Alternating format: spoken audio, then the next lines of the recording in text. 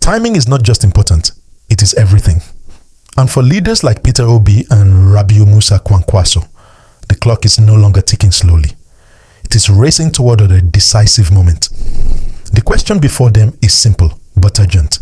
Stay and struggle within uncertainty, or move swiftly and secure their political future. Right now, they are aligned with the African Democratic Congress, a platform that once appeared to offer a credible coalition path. But recent developments suggest that this path is becoming increasingly unstable. A growing number of internal disputes, leadership tussles, and legal challenges are casting a long shadow over the party's readiness for the 2027 elections. In Nigeria, electoral participation is not just about popularity or public support. It is deeply tied to compliance with legal and procedural requirements. The Electoral Act 2022 sets strict timelines and conditions that political parties must meet to field candidates. These include deadlines for primaries, submission of candidates, and resolution of internal disputes. Time, therefore, is not a luxury, it is a constraint. And this is where the concern grows deeper. The ADC is reportedly entangled in multiple legal battles. These cases, if unresolved, could create serious complications. In the worst-case scenario, they could lead to a situation where the party is unable to validly nominate or present candidates. Nigerian electoral history has shown that courts can and do disqualify candidates or even entire party submissions over procedural breaches. For Peter Obi, this is a risk that cannot be taken lightly. His political momentum, built over years and strengthened in the last election cycle, depends on one fundamental requirement: his name must be on the ballot.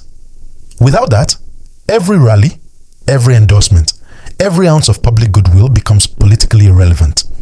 The same applies to Rabiu Musa KWANKWASO, whose strong regional base and loyal following make him a key figure in any serious electoral contest. Both men have invested too much to allow uncertainty to derail their ambitions. Now, another option appears to be emerging: the Nigeria Democratic Congress. Reports suggest that this platform is extending an open invitation, offering a clearer path to securing the presidential ticket, and more importantly, a potentially less encumbered structure. Whether this platform is fully established or still evolving, it represents something critical: an alternative.